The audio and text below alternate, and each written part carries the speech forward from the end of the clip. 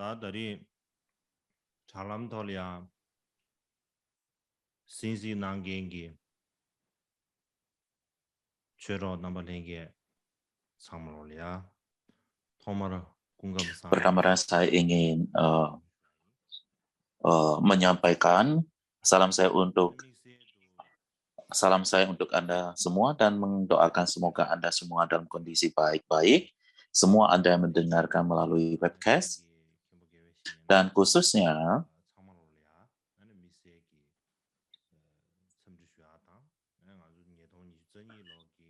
saya ingin menyampaikan salam khusus untuk seda-seda dari Kajut. Jadi ini adalah merupakan permulaan daripada tahun 2022 dan saya mendoakan semoga di tahun baru ini kita semuanya dalam kondisi sehat-sehat saja. Dan saya berharap semoga semua dapat mencapai semua cita-cita Anda yang Anda miliki dalam batin Anda sesuai dengan Dharma. Dan disebabkan karena pandemik,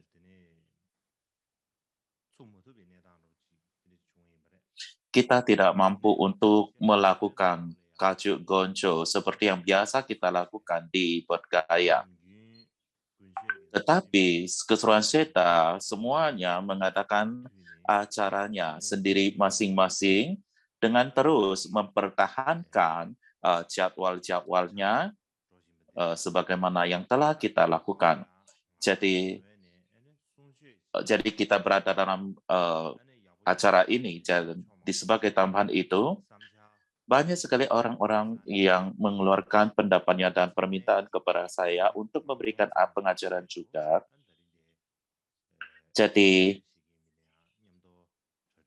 untuk tidak mengecewakan Anda maupun harapan Anda, maka kita telah mengorganisasikan pengajaran ini secara bersama. Jadi murid-murid khususnya untuk pengajaran ini adalah para anggota Sangha di berbagai Sheta. Jadi ajaran ini khusus untuk para anggota Sangha di berbagai Sheta dan saya pikir akan lebih terkait dan lebih tepat bila mana saya mengajarkan tentang filsafat daripada praktik. Jadi saya memilih topik tentang filosofis. Jadi sebagaimana kita semua ketahui, kita menganggap bahwa terdapat 4 aliran filsafat Buddhis utama.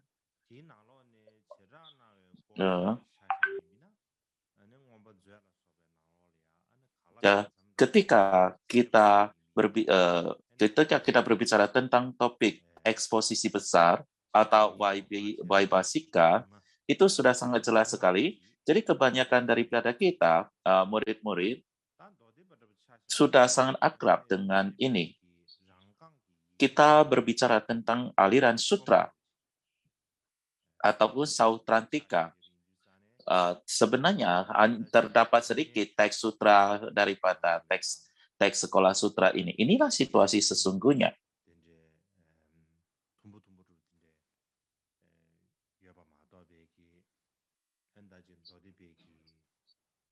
Dan hanya terdapat beberapa tulisan teks-teks saja dari sekolah Sautrantika, tetapi tidak ada yang lebih banyak lagi. Mengenai Madhyamika, semua Tibetan School mengatakan, oh itulah aku, itulah saya, itulah aku. Ya, semuanya mengaku dari jalan tengah atau Madhyamika. Jadi saya pikir hampir semua dari kita telah memiliki suatu keakraban dengan topik daripada Madhyamika ini atau jalan tengah ini. Jadi bagaimana saya dapat lagi menyampaikan apa lagi? Karena saya sulit untuk menyampaikan sesuatu yang belum Anda pahami atau ketahui. Tetapi ketika kita berbicara tentang hanya batin semata ataupun cita matra, hampir tidak ada seorang pun di Tibet yang menganut pandangan filsafat ini. Dan tidak pernah berkembang sekolah daripada Cita Matra ini. Bahkan kita berpikir tentang teks Cita Matra yang diterjemahkan ke dalam bahasa Tibet.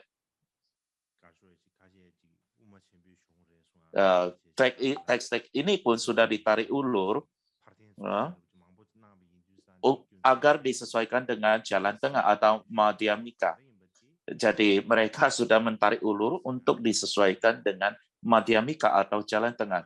Jadi sangat sulit sekali untuk mengidentifikasi apa itu Cita Matra yang sesungguhnya.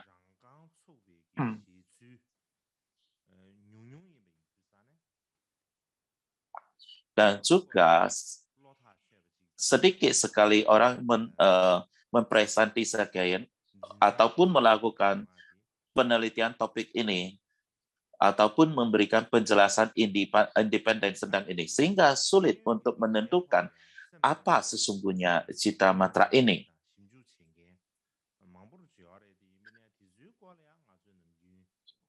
Dan di panggung internasional terdapat banyak cendekiawan yang meneliti dan mendiskusikan filsafat Cita Matra, tetapi kita kurang familiar dengan topik ini. Jadi saya pikir kali ini topik mengenai Cita Matra pada saat ini adalah sama seperti titik hitam atau area kegelapan yang luas bagi kita semua. Jadi oleh sebab itu, maka saya pikir adalah sangat cocok kita berbicara tentang hal ini.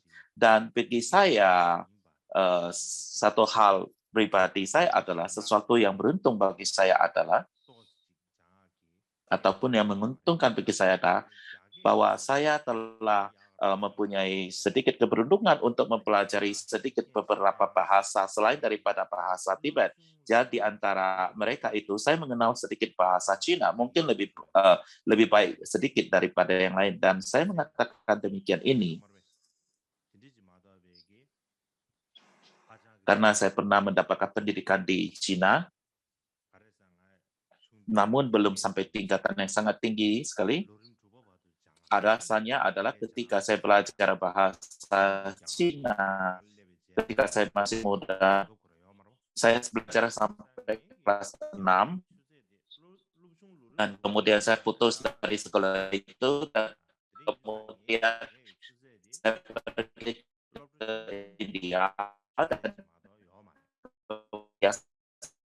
이내양 masih 남유지 야 야게 된 melanjutkannya. 권하루 시시 Jadi, oleh sebab itu, maka saya di kelas 6, 롭종으로 제 디기 jadi 거리는 된체 boleh dikatakan saya 야나 di 게냐 dasar Cina. 야외 송럽 조르 규베기 시시 야조 더비 나로래 또지 깨야 고급으로 지 또지 총임 다 대야 조디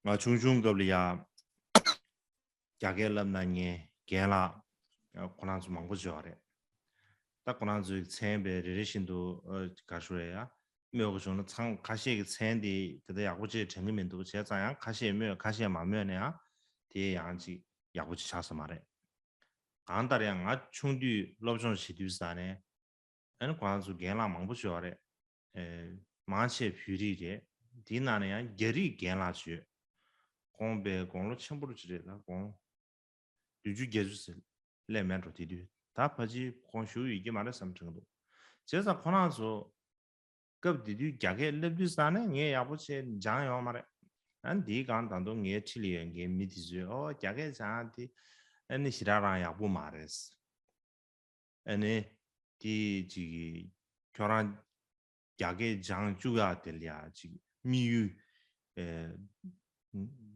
도자야는 동도를 시에체 당분의 수수 레로 첨부치 디간 틸 댕겐스에게 에네 가르레 담르 랍사 아니 자게 아무산 자요 다들 삼을 던지사는 도즈 개발을 기도 이나양 간다 다당에 자게를 또 셰프디 에네 코난주 게랑 코난주 거든지 제사 에네 코난 성물이야 그 들이 고급 Mengkritik saya tentang Cina. Jadi saya ingin mengambil kesempatan ini untuk menyampaikan terima kasih saya dan memberikan penghargaan saya pada mereka. Namun bagaimanapun juga, karena saya membicara sedikit bahasa Mandarin di belakang beberapa tahun belakangan ini, saya telah mempunyai kesempatan untuk membaca lebih daripada beberapa artikel yang ditulis oleh cendekiawan internasional Timur dan Barat mengenai filsafat Buddhis dan sebagainya, meneliti sejarah dan filsafat Buddhis. Karena itu saya melihat dari satu perspektif, tidak hanya pengetahuan saya meningkat, dan saya juga membuka mata saya sendiri. Dan di samping daripada itu, di dalam agama Buddha, saya melihat bahwa penelitian kontemporer sangat penting bagi kita, umat Buddha Tibet. Dalam hal ini saya merasa bahwa kita telah tertinggal jauh, dan untuk alasan inilah, bila mana saya mampu untuk memberitahukan Anda apa yang telah saya pelajari, saya pikir itu akan bisa bermanfaat bagi Anda. Jadi ini adalah harapan saya. Jadi itulah sebabnya saya membicarakan hal ini.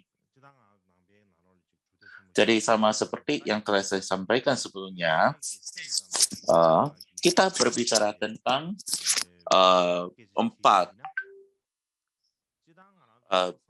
filsafat aliran agama Buddha, tetapi kenapa kita memilih berbicara tentang Citamatra saja adalah di dalam agama Buddha kita mempunyai ajaran para pendengar Sravaka dan Bodhisattva, ataupun inilah yang kita semua ketahui, yaitu adalah kendaraan landasan dan Mahayana.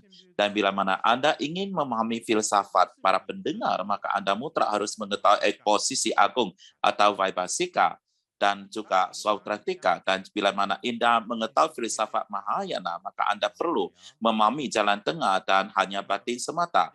Dan di antara keduanya, menurut perjamuan para terpelajar oleh Paul Sulak Dengwa, jadi pada saat Candrakirti berada di Nalanda, beliau adalah satu-satunya cendekiawan jalan tengah. Semua cendekiawan lainnya adalah Citamatra. Inilah yang dikatakan demikian. Jadi bila mana kita melihat pada hal ini, bila mana dibandingkan dengan Madhyamika dengan Citamatra di India, bahwa Citamatra itu jauh lebih berkembang. Inilah yang kelihatannya seperti itu.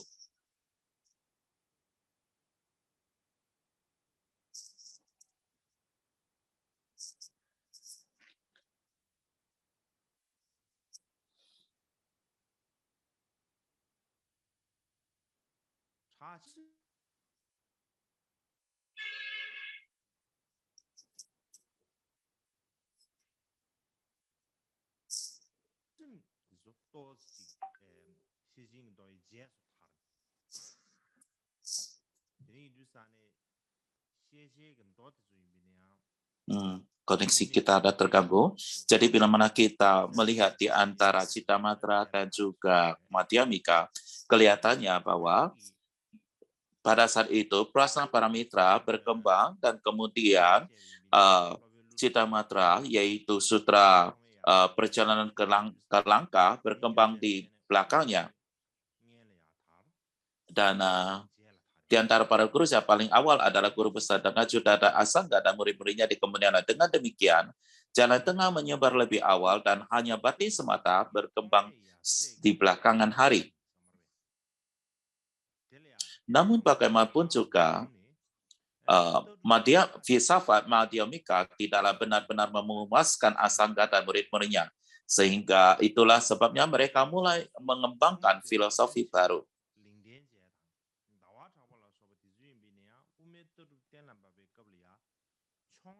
Dan ketika kemudian para guru besar Madhyamika yang hebat, seperti Candrakirti menegakkan pandangan jalan tengah dan Vaibhasika, lawan utamanya adalah hanya batin semata atau Citamatra. Bila mana kita mereview Buddhis lainnya, tidak lebih hanya terdiri daripada beberapa bait. sebagian besar sanggahan mereka justru hanya dari hanya batin semata atau cita matra. Demikian juga karena guru-guru daripada cita matra, ajaran agama Buddha tentang logik dan juga epistemologi berkembang dengan sangat pesat. Dan epistemologi Buddhis ini tidak hanya mempengaruhi agama Buddha, ia juga memberikan pengaruh yang kuat pada agama Hindu, Jain, dan juga agama-agama India dan filsafat lainnya di India. Dan itu sangat kuat sekali. Dan di Tibet, kita katakan ini adalah sesuatu yang sangat penting sekali. Dan kita mempunyai diskusi tentang ini banyak sekali, tentang cita matra dan madhyamika.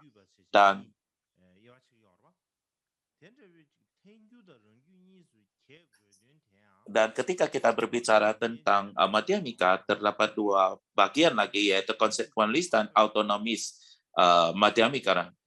Dan kedua itu bermuncul daripada Vaivika menggunakan alasan otonomi dan Candrakita tidak menggunanya, dan itulah sebabnya perkembangan daripada kedua ini.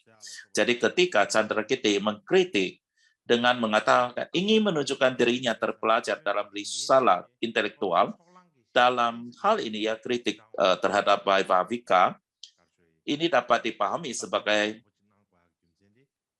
pemahaman bahwa Vaivika mengikuti logika yang dikembangkan oleh Dik Niaga yang menurut Candrakita banyak kesalahan. Jadi itulah sebabnya dikatakan bahwa Vaivika menggunakan epistemologi yang lebih belakang dan Candrakita menggunakan epistemologi yang lebih awal.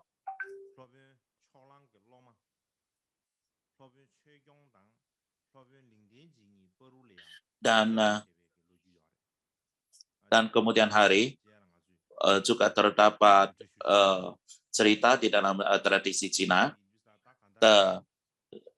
terdapat beberapa Vaivika dengan guru-guru besar lainnya. Terdapat beberapa saya akan bicarakan hal itu nanti belakangnya. Tetapi di sini idenya adalah perbedaan antara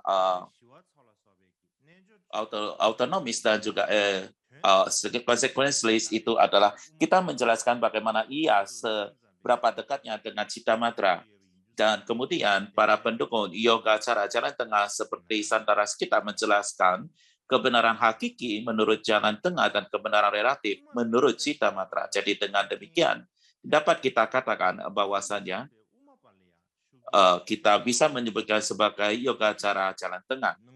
Jadi alih-alih kita mengarah jalan tengah yang mempengaruhi citra matra hanya batin sematalah ataupun citra matra yang memiliki pengaruh besar pada jalan tengah.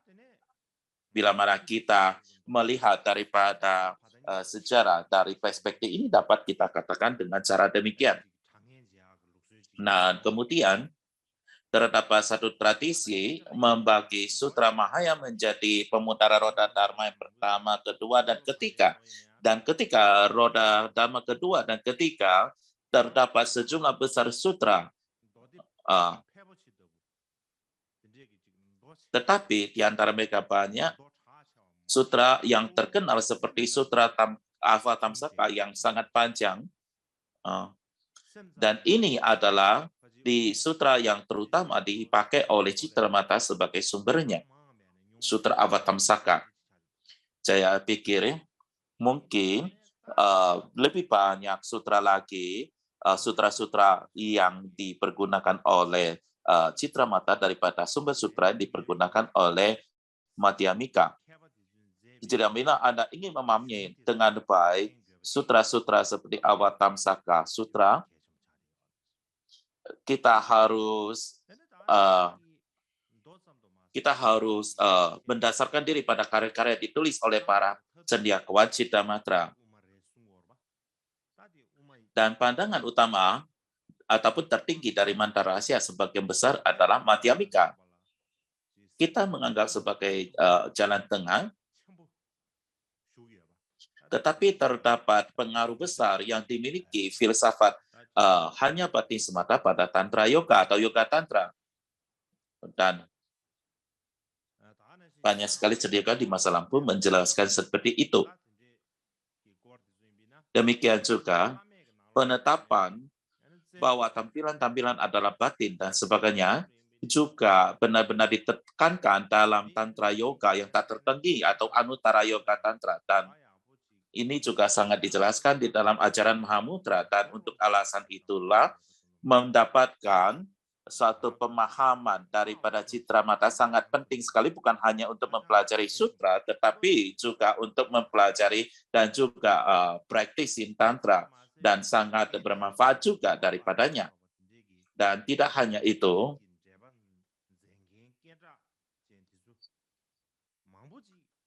banyak sekali yang menulis komentar tentang tantra, termasuk Bhavya Kirti, dan bahwa Bhadra diketahui memegang pandangan hanya batin semata atau cita matra.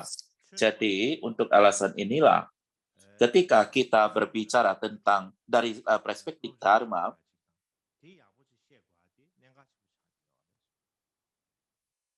adalah merupakan poin yang krusial bagi kita untuk mempelajari dan memahami daripada citra matra ini, sekolah citra matra ini. Dan ketika kita berbicara tentang dunia pada situasi yang umum di dunia ini, juga sangat penting sekali bagi kita untuk mempelajari citra matra ini. Adapun alasannya adalah seperti ini. Di masa lampau, di Eropa, terdapat masa Renaissance. Ini adalah merupakan periode yang berkembang di histori sejarah Eropa. Dan selama periode Renaissance ini,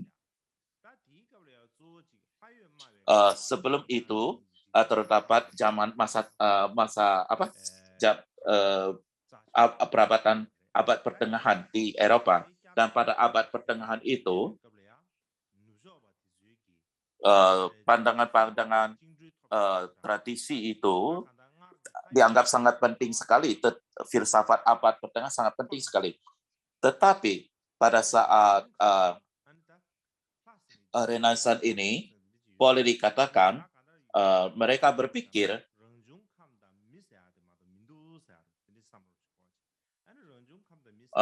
mereka mengatakan bahwa alih-alih alam semesta ini diciptakan oleh Tuhan, maka mereka boleh mengatakan bahwa manusialah yang mengkontrol semuanya. Jadi mereka mempunyai posisi dan mulai berpikir bagaimana manusia bisa mengambil kendali atas alam semesta. Dan mereka berpikir dengan demikian. Dan untuk itulah mereka berpikir bagaimana bisa mereka mengendalikan alam semesta. Tuhan itu sudah tidak penting lagi. Jadi pada saat itu orang-orang itu berpikir mereka lebih kuat, sudah menjadi kuat, dan mereka bisa mengendalikan alam semesta. Dan karena mereka ingin menguasai alam semesta, maka terdapatlah perkembangan besar dalam ilmu pengetahuan alam. Namun bagaimanapun juga, ini menyebabkan banyak kerusakan lingkungan seperti polusi udara dan banyak kesulitan lain yang masih kita hadapi hingga saat ini.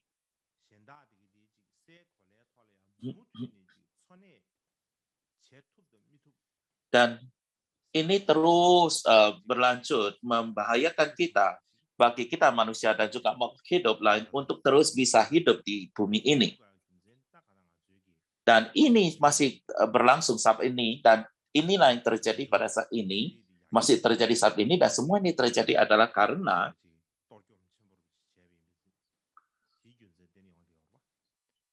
dan mereka mempelajari semua ilmu pengetahuan dan ingin menguasai alam semesta, dan inilah yang terjadi. Tapi bila mana kita mengambil pandangan hanya batin semata sebagai dasarnya, kita dan alam semesta adalah tidak bertentangan, kita tidak terpisahkan. Adapun alasannya itu tidak adalah karena alam semesta ini ataupun lingkungan itu adalah diciptakan oleh batin kita sendiri ataupun adalah merupakan pemunculan dari batin kita sendiri. Dan oleh sebab itu, maka dunia alam semesta itu adalah merupakan bagian dari diri kita sendiri. Itu bukanlah sesuatu yang benar-benar terpisah dari kita ataupun mempunyai dua entitas yang berbeda.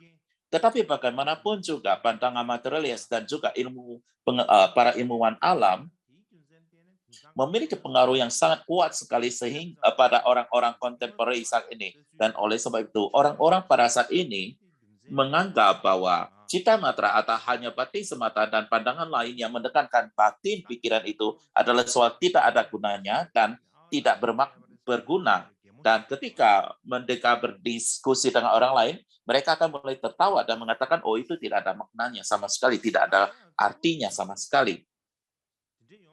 Ini semua disebabkan terutama adalah ketika kita kecil, kita mempelajari sains atau ilmu pengetahuan, dan kita mempelajari sejak kita masih kecil,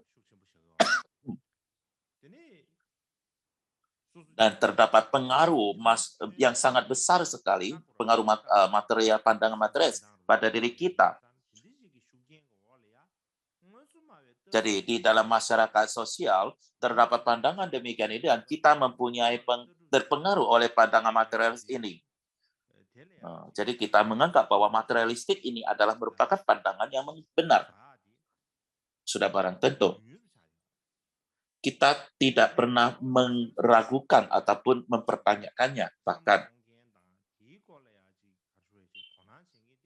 Jadi hanya beberapa yang menganggap gagasan bahwa batin adalah yang paling utama atau paling penting, dan bahkan jauh lebih sedikit lagi yang benar-benar mempercayai bahwa ide batin itu adalah hal yang utama.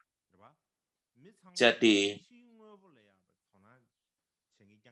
ini adalah merupakan masa ini, masyarakat kontemporer, kita bergerak ke arah hal-hal yang lebih luar lagi ataupun lebih eksternal dan lebih luar lagi. Jadi kita mempunyai ketertarikan yang jauh lebih besar daripada hal-hal eksternal, dan itulah kita menciptakan material yang berkembang terus. Dan di lingkungan seperti ini,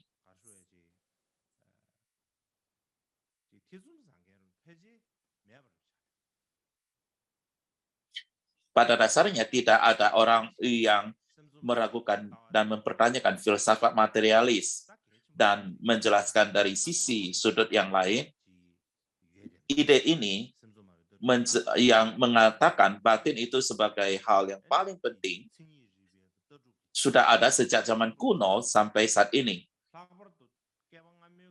Dan ia adalah merupakan bagian yang sangat penting sekali dalam logika dan pemikiran yang sangat penting sekali. Dan khususnya pada ada orang-orang yang percaya bahwa batin itu adalah yang paling penting. Jadi di dalam masa-masa saat ini, dalam hal Dhamma, kita membicarakan tentang masa-masa kemerosotan. Kita memiliki pandangan yang salah, pandangan benar tentang apa yang kita harus lakukan, yang tidak perlu dilakukan. Dan di dalam lingkungan seperti ini adalah sangat penting sekali bagi kita mempelajari filsafat, cita matra, dan madhyamika. Dan adapun alasan ini adalah ini bukan hanyalah untuk meningkatkan pengetahuan kita,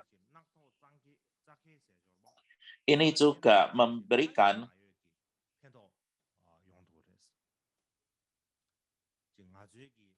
ini boleh dikatakan boleh menyentuh sesuatu yang sangat penting yang memberikan manfaat bagi kita. Ini adalah sesuatu yang dapat merubah cara berpikir kita, bagaimana kita memandang dunia, dan bagaimana apa yang kita anggap sebagai sesuatu yang berharga.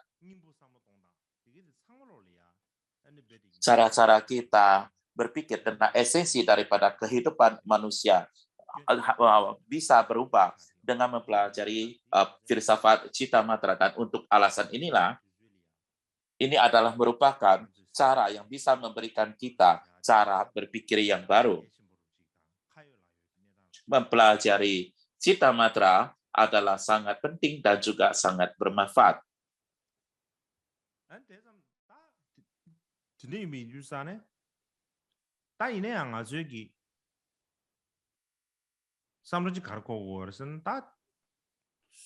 Satu hal yang perlu kita pertimbangkan adalah masyarakat kontemporer ini adalah merupakan masa teknologi atau era teknologi. Boleh dikatakan ini adalah merupakan era di mana orang tidak perlu lagi banyak bekerja, semua dilakukan oleh teknologi, dan ini juga merupakan era informasi di mana sosial media dan informasi itu berkembang dengan sangat kencang, sehingga kita hidup seperti teko yang berisi air mendidih, ya, bergerak terus. Demikian juga dengan hidup kita berlangsung seperti itu. Jadi kita selalu mendapatkan hal-hal baru atau barang-barang baru setiap saat, dan oleh sebab itu kita tidak mempunyai waktu untuk rileks dan beristirahat. Seperti air mendidih di teko tersebut. Jadi apa yang terjadi dalam situasi kita ini adalah bahwa kita tidak mempunyai kendali atas apa yang perlu kita lakukan.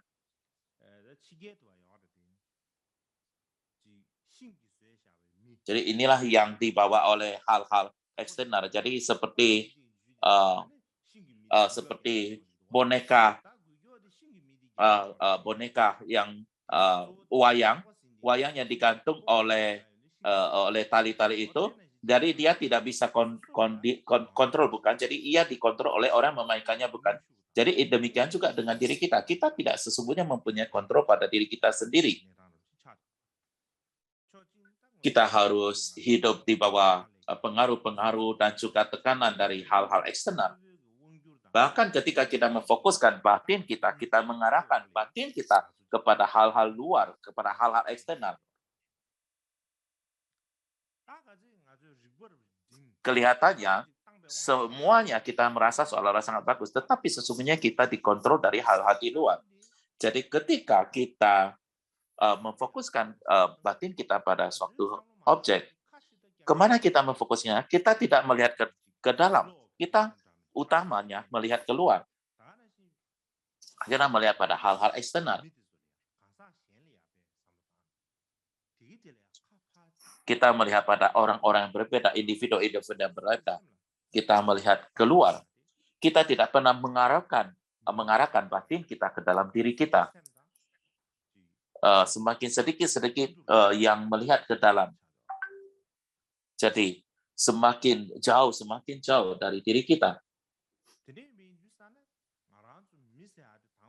Dan untuk alasan inilah, ketika kita berpikir, kita manusia di zaman lampau atau zaman kuno,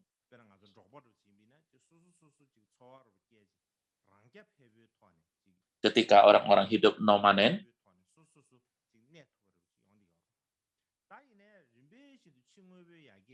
kita harus hidup dengan bergantung pada diri kita sendiri tanpa bergantung pada orang lain. Tetapi semakin banyak teknologi berkembang, kita tidak lagi seperti independen atau otonomi. Ini sama seperti satu mesin di dalam satu bot kecil di dalam organisasi yang besar. Dan untuk alasan itulah kita menjadi semakin jauh dengan diri kita sendiri. Coba kita pikirkan Tibet, orang-orang kehilangan kampung halamannya, budaya dan bahasanya, mereka juga perlahan-lahan melupakannya. Jadi, yang paling parah lagi adalah kita tidak dapat lagi mengenali diri kita, siapa kita. Itulah situasi yang kita alami. Jadi inilah masalah terbesar yang kita hadapi dalam masyarakat kontemporer ini. Jadi kita terpisah daripada alam semesta kita. Dan kita tidak mempunyai pertimbangan yang banyak terhadap teman dan keluarga. Dan kita memisahkannya daripada tetangga kita dan semuanya. Kita terpisah dari semuanya dan kita merasa terasing dari yang lainnya. Dan karena kita merasa terasing ini sama seperti suatu penyakit mental. Itu seperti racun di dalam pikiran kita. Jadi banyak sekali penyakit mental seperti ini. Dan kebanyakan daripada penyakit mental ini mungkin saja bisa dibantu oleh dokter, tetapi ia tidak bisa disembuhkan secara total oleh dokter, tetapi pasien itu harus berupaya keras bagaimana ia harus bisa meningkatkan dirinya sendiri. Itulah seharusnya terjadi. Tetapi kita berpikir tentang orang-orang kontemporer saat ini adalah sangat sulit bagi kita untuk mengambil langkah atau mengembangkan diri kita karena kita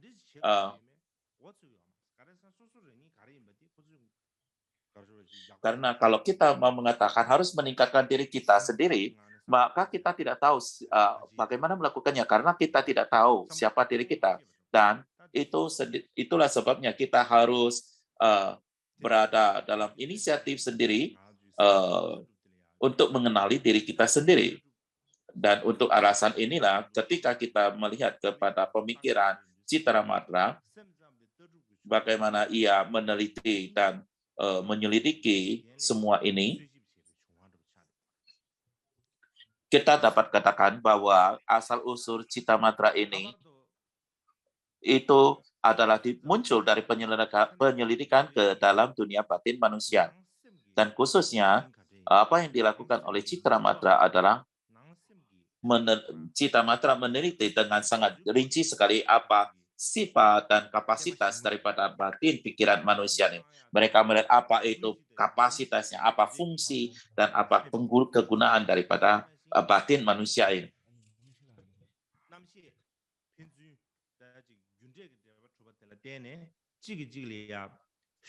Jadi mereka benar-benar memberikan satu analisa yang baik tentang keberadaan kesadaran dasar dan batin yang menderita dan tentang bagaimana berbagai kesadaran dalam hubungan timbal balik sebab dan akibat. Dan untuk alasan inilah filsafat Citra Matra itu adalah seperti suatu sistem psikologi kejiwaan yang lengkap. Jadi bila mana kita membandingkan dengan psikologi barat, kita mengatakan Citra Matra itu tidak lebih baik daripada psikologi barat, tetapi juga tidak lebih buruk daripadanya. Secara khusus, bukan deskripsi akademi psikologis yang hanya berbicara.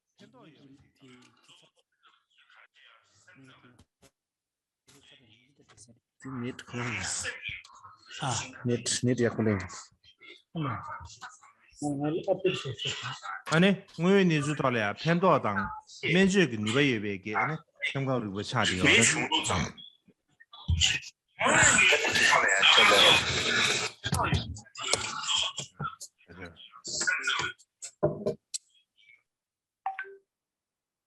가르 우연히 주탈이야. 팬도 예베직다. Jadi, pandangan Madhyamika adalah bukan hanya deskripsi akademis psikologi saja, tetapi adalah secara praktikal membantu manusia. Dan untuk alasan itulah tujuan Citra Matra bukanlah hanya untuk membicarakan hal-hal, tetapi tujuannya adalah untuk membersihkan ataupun noda-noda di dalam batin kita. Ya, dan jadi itulah yang menjadi alasan Madhyamika Citra Matra. Jadi Citra Matra itu bukanlah hanya ilmu akademik saja, ataupun tidak berbicara tentang masalah logika saja. Dan untuk alasan inilah filsafat Citra Matra itu bukanlah sekedar ilmu yang telah ditinggalkan oleh generasi sebelumnya bagi kita.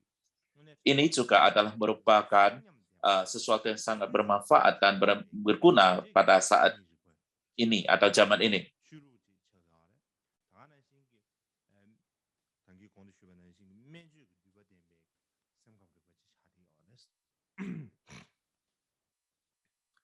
Dan ia juga memiliki aplikasi daripada pandangan dan di antara literatur Citra Matra, kekuatan kuratif tadi ya, Sudah barang tentu dalam literatur Cita Matra ya banyak yang bertentangan dengan sains atau yang menekankan keyakinan ataupun tentang agama dan semuanya. Kita tidak bisa mengatakan semuanya serba sains. Kita juga harus berbicara tentang agama. Adapun alasannya adalah dalam kehidupan manusia kita banyak sekali pengalaman-pengalaman atau situasi yang kita miliki.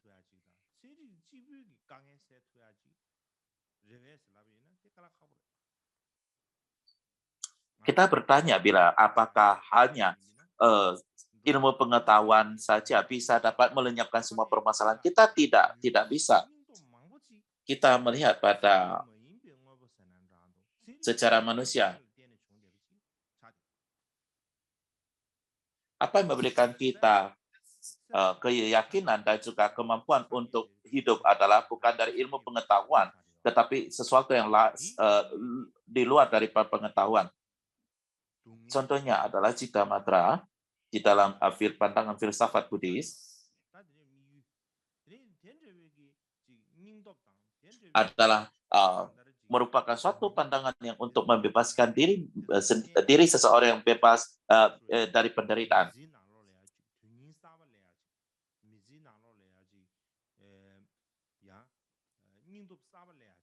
Jadi ini adalah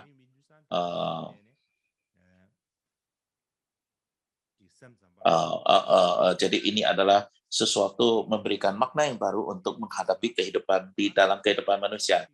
Jadi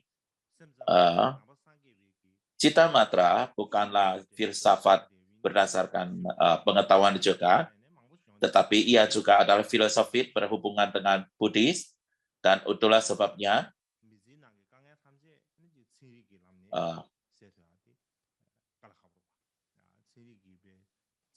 hal ini karena pengetahuan sendiri tidak dapat membebaskan diri kita dari semua masalah yang kita hadapi. Dan pada saat ini banyak sekali orang berpendapat bahwa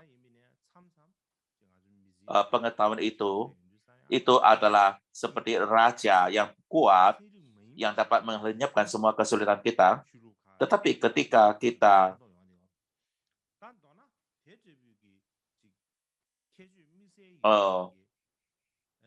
menganggap sedemikian dan kita menganggap bahwa mereka itu dapat membantu kita untuk melenyapkan semua permasalahan kita, dan itu sangat bermanfaat ke kita. Dan faktanya adalah filsafat Cita Matra itu sangat bermanfaat dan sangat berkekuatan dan masih hidup hingga saat ini, dan oleh sebab itu adalah benar-benar sangat beruntung bagi kita semuanya. Bagaimanapun juga dan pada masa ini banyak sekali orang yang tertarik pada filsafat Cita Matra ini. Sama seperti dalam agama Buddha selalu menganggap bahwa batin itu adalah menganggap sesuatu yang paling penting. Dan itulah sebabnya bagi siapa yang belajar agama Buddha ataupun yang tertarik dalam pelajaran agama Buddha, ketika kita mempunyai pengetahuan tentang yang tepat tentang batin, maka itu akan sangat bermanfaat bagi kita. Bila mana kita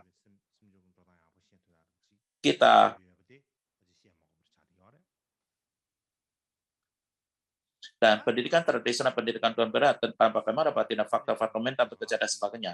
Dan jika kita ingin memahami presentasi Buddhis tentang batin dan fakta-fakta mental, memahami filosofi Cita Matra atau hanya batin semata adalah sangat penting. Sejak Cita Matra menyebar di India, Institut Studi Buddhis yang paling terkenal di India, seperti Nalanda dan sebagainya, pada saat itu mengembangkan tentang hanya batin sejata. Pada masa Naropa dan seterusnya, banyak guru besar seperti Santipa dan Swarnadipa adalah boleh dikatakan Cita Matra. Jadi pada dasarnya pusat-pusat pembelajaran Buddhis Mahayana India, jalan tengah dan hanya batin semata hidup berdampingan, dan ini sangat bermanfaat dalam membuat ajaran Mahayana berkembang, dan itu tidak menimbulkan gangguan satu dengan lainnya sama sekali. Guru kita, Sang Bhagavat Buddha sendiri,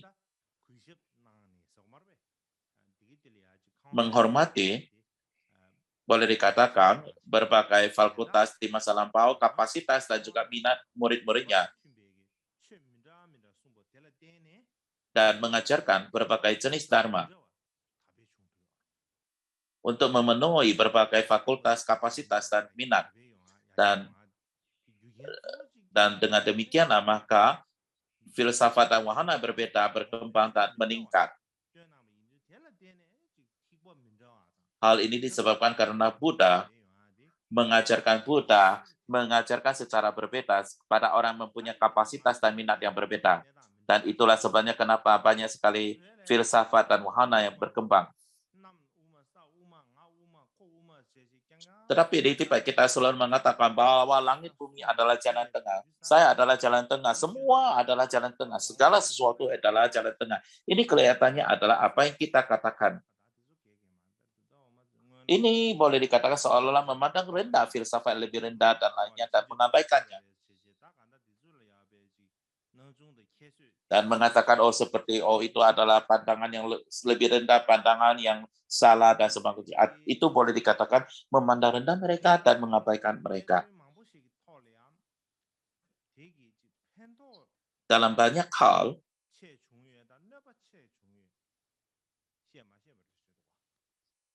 apakah ini lebih merugikan kita atau membantu kita? Iya, sebenarnya merugikan kita, khususnya dalam hal dalam eksponen jalan tengah. Untuk dapat memahami diri kita sendiri, kita hanya mampu untuk memahaminya berdasarkan memahami orang lain ataupun siapa diri orang lain. Dan untuk alasan itulah, bila mana kita ingin memahami bagaimana kita di jalan tengah itu, maka kita perlu untuk memahami apa itu cita matra, bagaimana citra mata itu. Bila mana kita tidak melakukan hal itu atau tidak seperti itu, dan cita matra itu hanya oponen dalam teks-teks Madhyamika, dan kita mengatakan, oh itu tidak ada apa-apanya, kita tidak menghargainya, maka akan sangat sulit sekali bagi kita untuk memahami apa itu fitur dan juga kualitas daripada cita matra itu sendiri.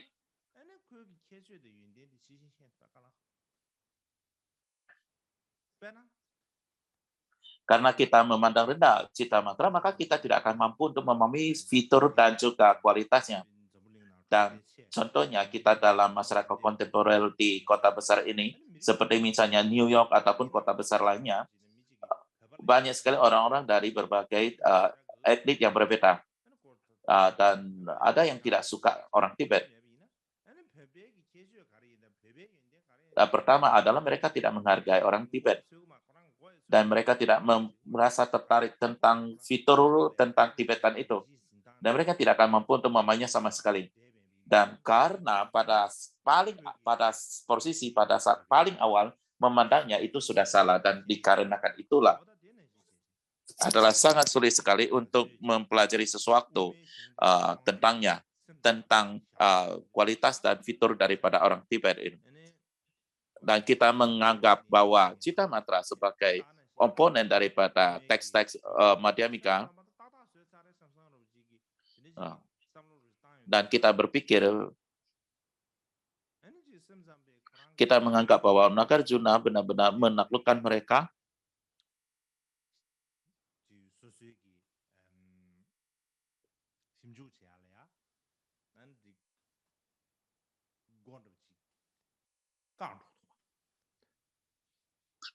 Jadi ini seperti memblok pintu untuk meneliti kualitas dan juga fitur daripada sekolah cita matra. Dan melihat kita memandang daripada ajaran agama Buddha secara umum dan terutama di dalam biksu-biksuni di dalam Seda-Seda Kagyu, kita boleh dikatakan memiliki sangat sedikit pengetahuan tentang cita matra ini. Alasannya adalah bahkan para cendekiawan besar Tibet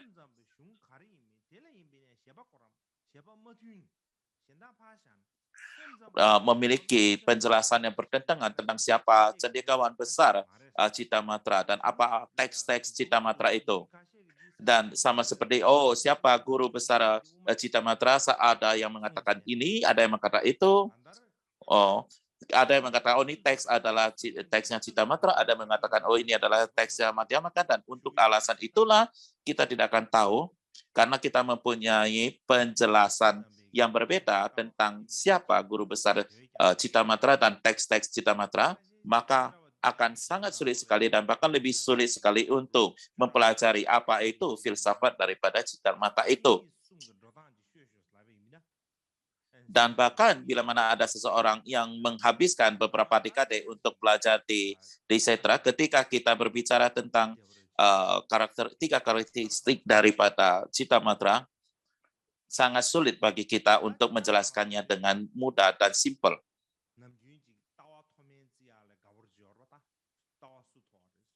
Jadi kita suka mengatakan, membicarakan tentang pandangan mana lebih tinggi, mana lebih rendah, pandangan filsafat mana lebih tinggi dan lebih rendah. Kita selalu melagakan pandangan-pandangan itu. Bila mana kita mengatakan bahwa Madhyamika jauh lebih mendalam, dan itu adalah yang sering kita lakukan, walaupun ini adalah merupakan pandangan jauh lebih mendalam,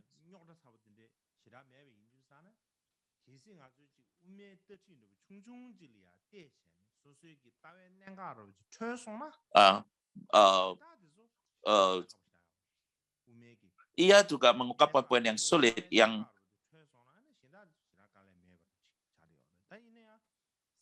tetapi tidak memiliki banyak kategori dan komplikasi seperti pandangan hanya batin semata. Jadi di dalam Citamatra itu terdapat sedemikian banyak kategori, terdapat sedemikian banyak poin-poin. Jadi tidak di dalam Citamatra, jadi tidak peduli seberapa banyak teks yang Anda pelajari, masih banyak sekali poin-poin dan juga ajaran-ajaran yang tidak dapat Anda pahami. Oleh kita katakan mana yang lebih mendalam, maka mungkin Madhyamika lebih dalam, tetapi skopnya mungkin katakan Citamatra itu jauh lebih luas, lebih banyak kategori. Saya rasa untuk mengatakan demikian adalah tidak salah, tidak ada salahnya. Oke.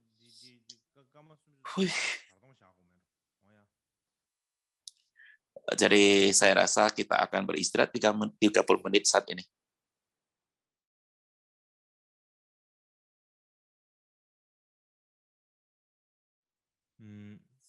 다다다 공도 쉬바다도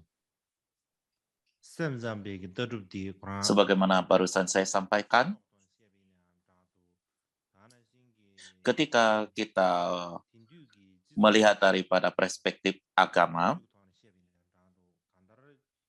kita berpikir tentang dengan masyarakat kontemporer, filsafat Citamatra, adalah benar-benar sesuatu yang perlu kita pelajari dan praktekkan filsafat Citamatra ini. Namun bagaimanapun juga agama Buddha ataupun ajaran agama Buddha ini telah lenyap dari India, dan untuk alasan itulah ketika kita berbicara tentang eksposisi besar sutra, hanya batin semata ataupun jalan tengah, sekolah-sekolah ini sudah boleh dikatakan sudah tidak ada lagi tradisi-tradisi demikian yang tertinggal di India. Satu hal yang beruntung bagi kita adalah bahwa tradisi daripada Citamatra menyebar dari India ke Cina dan dari sana ke Jepang, menyebar ke Jepang. Dengan demikian tradisi pembelajaran dan praktek tidak lenyap dan masih ada. Jadi untuk alasan itu, maka kita perlu untuk mempelajari topik tentang Citamatra ini, atau hanya batin semata. Sangat penting sekali bagi kita untuk mempelajari pengajaran daripada guru-guru besar dari Cina dan Jepang. Maksudnya mempelajari ajaran daripada guru-guru besar dari Cina dan Jepang. Demikian juga saya pikir juga terdapat tradisi yang sangat kuat di Vietnam dan Jepang. Dan riset saat ini, terutama adalah pada Jepang dan Cina. Dan saya akan membicarakan tentang topik ini di kemudian hari, dan jadi saya tidak akan membicarakan banyak tentang hal ini saat ini.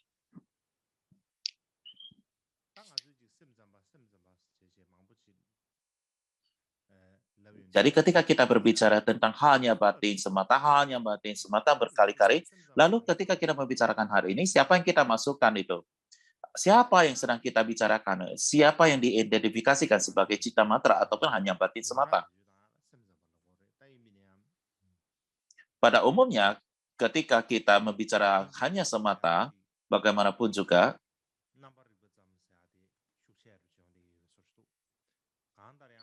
di dalam Tenjuru, kita sering mengatakan kesadaran hanya ataupun hanya kesadaran.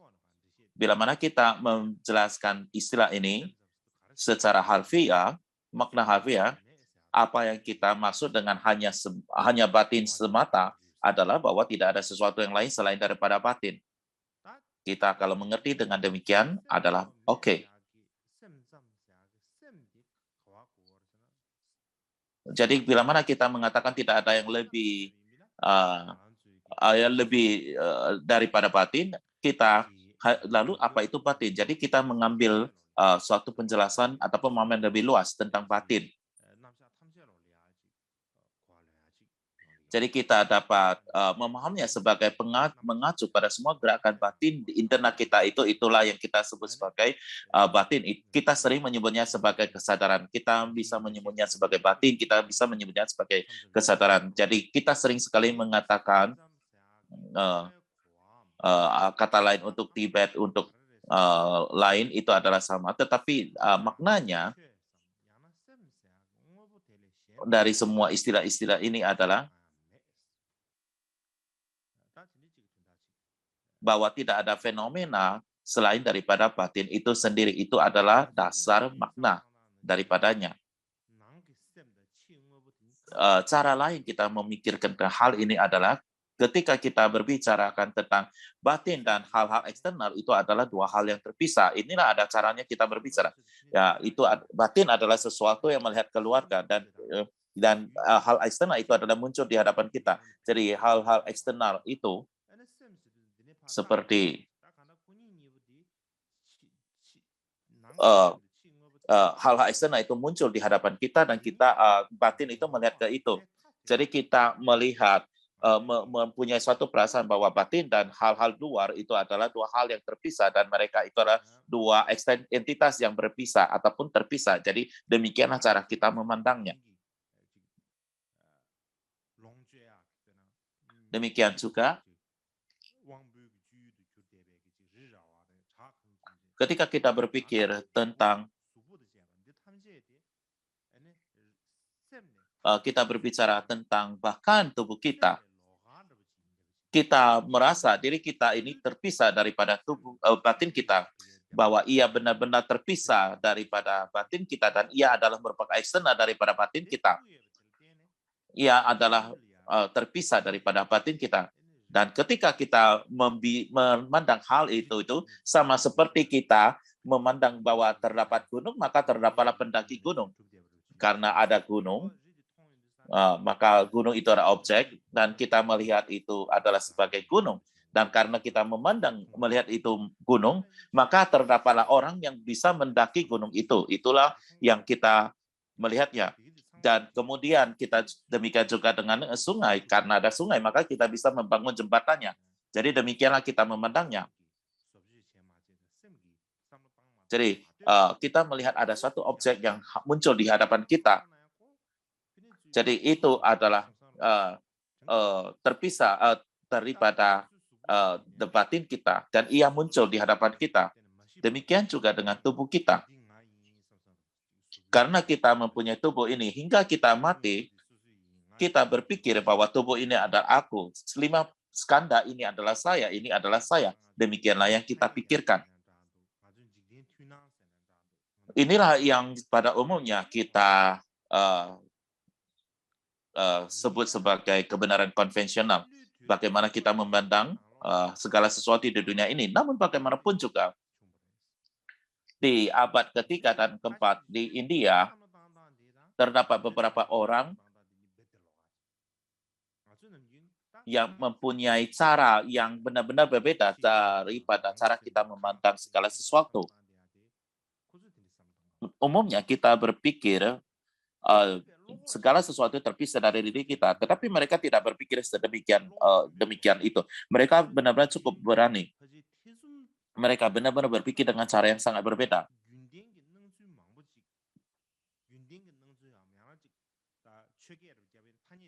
Jadi mereka mulai memikirkan dan bahkan mereka mulai meragukan dan bertanya tentang hal-hal yang muncul di hadapan kita ataupun yang kita sebut sebagai kebenaran konvensional, dan sebegitu mereka mempunyai pertanyaan dan juga pertanyaan-pertanyaan ataupun keraguan-keraguan ini, mereka menggunakan sedemikian banyak logika dan juga alasan-alasan untuk membuktikan bahwa segala sesuatu yang muncul di hadapan kita itu adalah merupakan persepsi yang bingung. Sesungguhnya tidak ada sesuatu apapun. Jadi segala sesuatu apapun, objek itu yang muncul di dalam diri kita hanyalah merupakan persepsi yang bingung. Mereka kelihatan seolah seperti sesuatu objek yang muncul, tetapi sesungguhnya itu hanyalah merupakan persepsi kita yang bingung. Jadi ada orang-orang yang muncul seperti ini, ataupun orang memiliki pandangan seperti ini pada abad ketiga dan keempat di India. Jadi memiliki pandangan dan cara pandang yang sangat sekali berbeda dengan cara kita. Jadi orang-orang mempunyai preferensi demikian ini. Orang-orang ini disebut, orang-orang mempunyai pandangan seperti ini disebut sebagai yogacara. Atau kita bisa menyuai yogacara cita matra, ataupun yogacara aliran praktis. Bagaimanapun juga pandangan yang mereka ajarkan disebut aliran hanya batin semata ataupun kesadaran semata. Ataupun kita menyebutnya sebagai sekolah yogacara. Yogacara artinya adalah orang yang memegang pandangan ini, dan pandangan itu adalah merupakan pandangan cita matra ataupun hanya batin ataupun hanya kesadaran semata. Jadi ketika kita berbicara mengatakan hanya batin semata, itu adalah merupakan filsafatnya, dan orang-orang individu yang memegang pandangan itu, itulah mereka disebut sebagai yogacara. Jadi untuk alasan inilah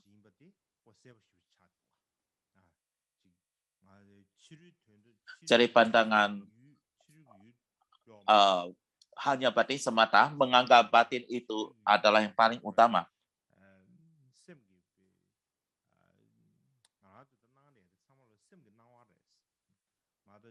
Jadi apapun yang muncul dalam diri kita itu hanyalah merupakan batin kita, dan itu bukanlah entitas yang terpisah dari batin kita, dan bukan sesuatu entitas yang terpisah dari batin kita. Dan oleh sebab itu, pandangan cita matra memandang bahwa batin itu adalah yang paling penting. Dan ketika kita berbicara tentang cita matra ataupun pandangan yang memandang batin itu adalah yang terutama, bukan hanyalah itu sekolah daripada yogacara saja. Sesungguhnya itu bukan hanya pandangan yogacara saja atau sekolah yogacara saja. Kebanyakan daripada agama Buddha yang berkembang di dalam periode-periode yang berbeda itu kelihatannya itu sangat dekat sekali, dan menjelaskan bahwa sangat dekat menjelaskan segala sesuatu itu hanyalah batin semata. Dan mereka itu, tetapi walaupun penjelaskan demikian, mereka itu mengarah kesadaran semata. Kita boleh katakan, bila mana kita melenyapkan, menghilangkan semua diskusi tentang batin di dalam filsafat agama Buddha, menyisikannya, maka tidak ada lagi yang tersisa di dalam ajaran agama Buddha. Karena segala sesuatu apapun di dalam ajaran agama Buddha itu adalah tentang batin. Bila mana kita mengambil keluar daripada itu, maka tidak ada lagi yang tersisa. Karena itu adalah merupakan topik utama di dalam ajaran agama Buddha, berbicara tentang batin. Dari kita dapat mengatakan bukan hanya cita matera saja, tetapi juga pandangan-pandangan filsafat, juga terutama mengajarkan tentang batin, dan karena mereka mengajarkan terutama tentang batin,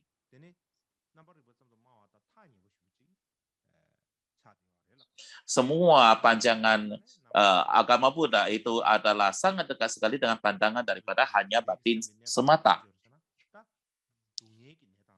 Jadi kita berpikir bagaimana Buddhis menjelaskan tentang batin saat ini. Ya, kita menjelaskan tentang penderitaan dan untuk melindungi kita, bagaimana kita melindungi batin kita dari penderitaan untuk membawa kita pada kebahagiaan. Itulah yang dibicarakan di dalam agama Buddha.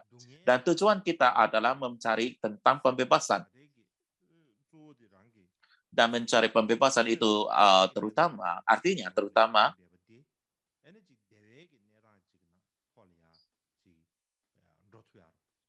batin kita berada dalam kondisi menderita, dan lalu bagaimana kita membawanya dalam kondisi yang berbahagia. Jadi inilah yang perlu kita memfokuskan kesadaran kita pada satu fokus ini. Jadi kita harus fokus untuk mencari pembebasan. Jadi ini adalah hal utama yang perlu kita lakukan. Jadi dengan demikian maka agama Buddha bahwa batin itu adalah merupakan sesuatu yang sangat penting sekali. Semua Buddhis menjelaskan ini. Jadi bila mana kita memandang segala sesuatu seperti ini dalam perspektif yang lebih luas, semua agama Buddha itu adalah hanya batin semata. Kebanyakan daripada filsafat Buddhis itu adalah merupakan penjelasan tentang segala sesuatu hanyalah batin semata. Tetapi mereka tidak menjelaskan dengan cara yang sama dengan cita matera, tetapi mereka menekankan bahwa batin itu adalah yang paling penting dan sangat dekat sekali, itu adalah sesuatu yang jelas. Dan sebagai tambahan, dari masa yang sangat kuno sekali, para meditator dan cendekiawan di India, para guru-guru besar India, mereka sangat tertarik pada yoga. Jadi kita berbicara tentang yoga, bukan? Jadi ini adalah kata yang sama. Bagaimanapun juga, mereka sangat tertarik pada yoga. Ketika kita berbicara yoga saat ini, kita merenggangkan kaki, tangan kiri, dan sebagainya. Itu yang terpikir dalam diri kita. Itu bukanlah cara memahaminya. Cara kita memahami yoga itu adalah melakukan meditasi dhyana. Jadi meditasi pada samadhi dan sebagainya. Meditasi pada samatha dan vipassana. Jadi praktek daripada dhyana di dalam meditasi. Itulah yoga. Jadi apa itu praktek meditasi dhyana? Yaitu berdiam atau beristirahat secara mendalam pada hakikat sang batin yang secara mendalam. Seberapa jauh, seberapa dalam kita bisa dapat memasuki hakikat sang batin, itulah latihannya ketika kita berbicara dalam istilah yang lebih sederhana. Jadi, praktek daripada dhyana sudah muncul di India sejak zaman kuno. Kita berbicara tentang di dalam pengajaran musim panas, kita berbicara tentang teks kuno Upanishad. Pada saat itu, ketika orang-orang meneliti hakikat batin, terdapat posisi tentang pasti ada satu pribadi, pasti ada seseorang, pasti ada satu diri. Mesti ada sesuatu yang dapat kita identifikasi sebagai diri saya atau apa yang kita sebut sebagai manusia ataupun orang. Banyak sekali mengatakan demikian. Tetapi pandangan Buddhis tidak menerima pandangan tentang adanya jiwa ataupun atma, dan sebagai lawannya agama Buddha mengajarkan tentang tanpa diri ataupun tanpa aku. Jadi di India kuno mereka mengajarkan filsafat tentang adanya diri ataupun pribadi. Dan untuk alasan itulah agama Buddha dan juga filsafat India kuno benar-benar bertentangan. Mereka bertentangan. Karena ada filsafat lain mengatakan terdapat diri pribadi, tetapi Buddha muncul dan mengatakan bahwa tidak ada pribadi, tidak ada diri. Dan ketika kita membicarakan hal ini, sama seperti ia melawan, bertentang dengan semua sekolah-sekolah India kuno. Dan menjadi kontradiktif satu dengan lainnya. Tidak hanya itu saja. Di dalam filsafat India kuno, topik yang tidak lebih penting daripada diri atau orang, setidaknya tidak kalah pentingnya adalah samsara, yaitu tentang samsara. Kita berbicara tentang samsara. Yang pertama mengatakan samsara bukanlah Buddhis. Non-Buddhis mengatakan demikian. Mereka mempunyai ide bahwa terdapat ada samsara, adanya samsara. Dan presentasi tentang samsara ini benar-benar sangat penting sekali. Di dalam teks Buddhis, mereka mempresentasikan tentang adanya diri.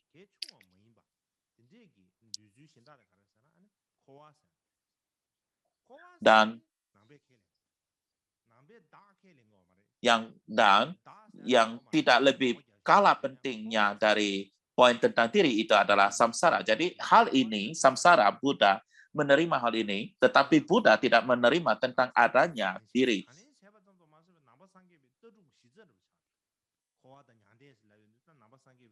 Buddha tidak hanya menerima samsara, tetapi juga menjadikan dasar daripada filosofi Buddhis. Jadi nirwana dan samsara itu boleh dikatakan menjadi dasar daripada filsafat agama Buddha. Pada saat itu, namun umat Buddha mengatakan tidak ada diri. Dan yang lain mengatakan terdapat diri dan terdapat samsara. Lalu tidak ada diri, lalu siapa yang berputar-putar di samsara? Siapa yang hidup ataupun tinggal di samsara? Bila mana tidak ada diri sama sekali, maka tidak ada yang dapat kamu identifikasi sebagai diri, maka siapa yang berputar di samsara? Jadi ini adalah merupakan satu kontradiksi yang besar dan sangat sulit sekali untuk diselesaikan. Satu sisi mengatakan bahwa tidak ada diri, satu sisi ada samsara. Jadi bagaimana cara untuk menyelesaikan masalah ini? Hal ini memberikan satu kesulitan dalam ajaran agama Buddha. Jadi di dalam diri Buddha mengatakan tidak ada diri, tetapi mempunyai samsara, dan banyak ajaran agama Buddha memberikan penjelasan-penjelasan tentang hal ini.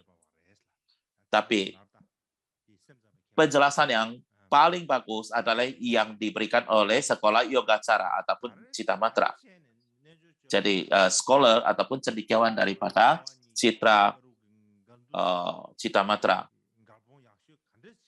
Alasan mengapa mereka bisa mempunyai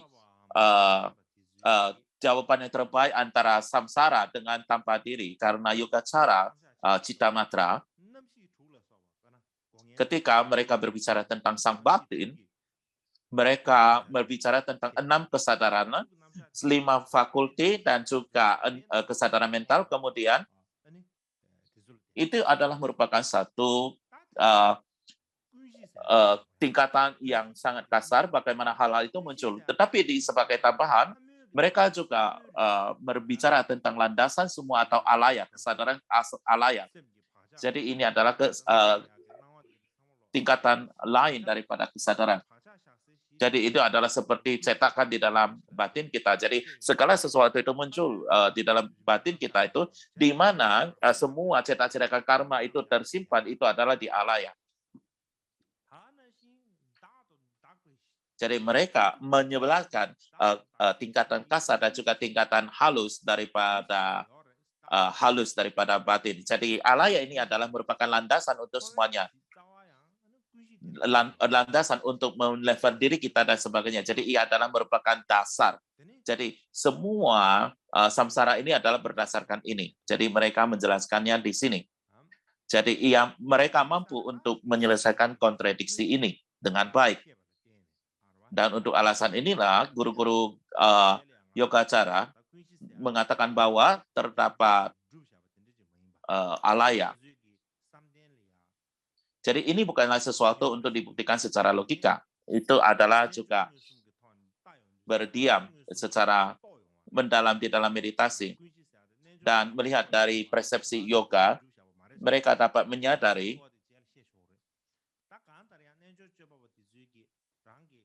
itu bukanlah sesuatu untuk dibuktikan sebagai logika. Dan disebabkan karena praktik yoga mereka, maka mereka mempelajari bahwa terdapat alaya, dan karena terdapat alaya itu, maka mereka mengembangkan satu filsafat yang baru. Dan khususnya,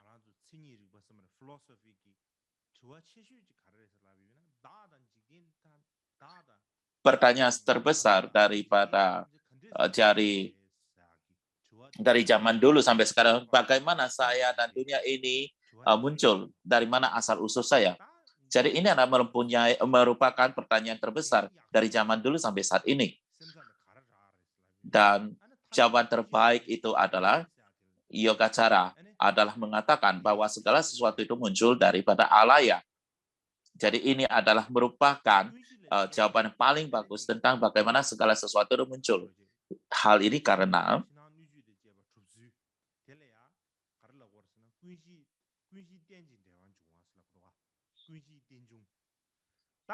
mereka mempunyai penjelasan sangat bagus sekali bagaimana alaya itu bisa muncul dan kesaling tergantungan alaya ini. Jadi saya akan menjelaskannya ini di belakangan. Jadi semua dunia ini ataupun makhluk ini itu muncul, ada bibitnya. Bibitnya ada di mana? Yaitu ada di alaya ini. Ketika semua kondisi dan sebab datang secara bersama, maka bibit ini dia akan menjadi muncul dan muncul di hadapan kita. Bukan hanya mereka muncul di hadapan kita, sebagai tambahan juga,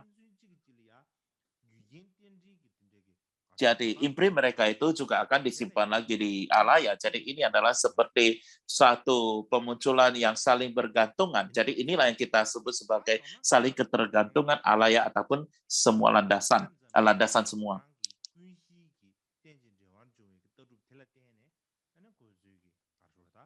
Disebabkan karena ajaran Citra Matra tentang kesaling tergantungan alaya, mereka mengembangkan presentasi mereka dan presentasi logika mereka. Dan umumnya kita berbicara tentang ketiadaan diri. Kita berbicara tentang pandangan tanpa diri. Pandangan tentang hanya batin semata.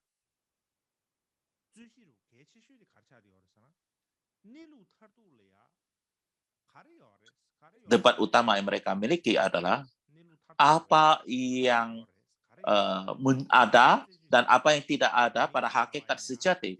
Apa yang ada, apa yang tidak pada hakikat sejati. Inilah yang perlu kita eksplor.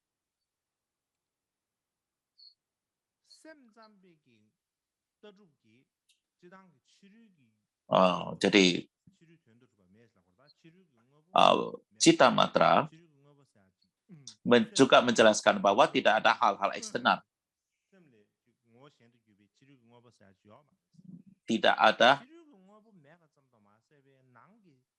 Tidak ada sesuatu apapun selain daripada batin. Dan bahkan batin internal yang mempersepsi hal-hal eksternal itu juga secara ultimate tidak ada. Secara kebenaran tertinggi, bahkan di dalam sekolah Cita Matra mengatakan bahwa bukan hanya tidak ada objek di luar, bahwa batin di dalam memahami itu juga tidak ada.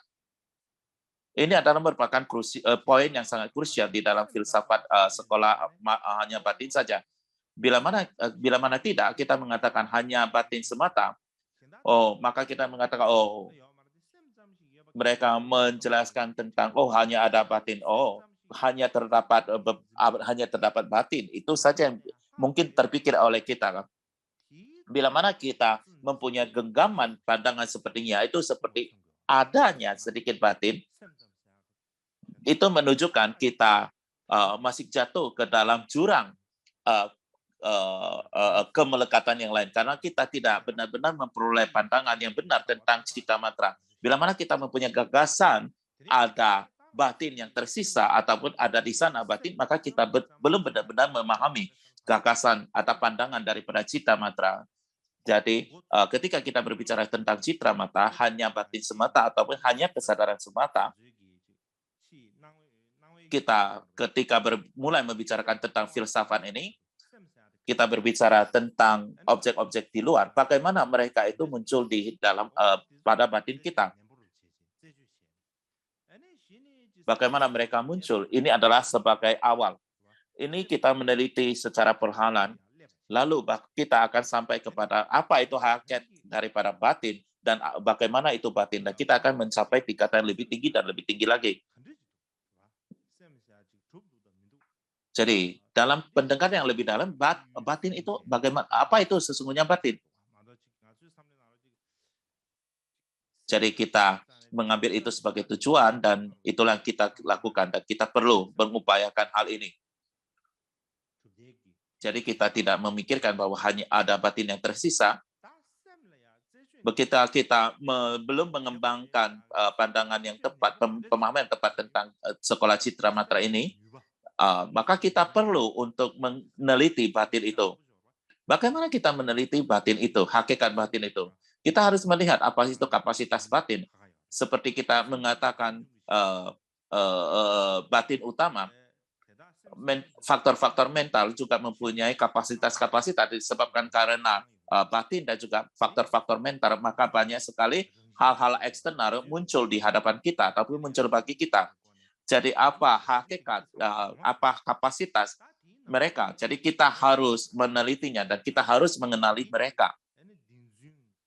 Jadi kita harus mengembangkan satu ide tentang apa yang benar dan apa yang salah. Jadi kita mempunyai satu kepastian dapat membedakan mana yang benar dan mana yang salah. Dan untuk alasan itulah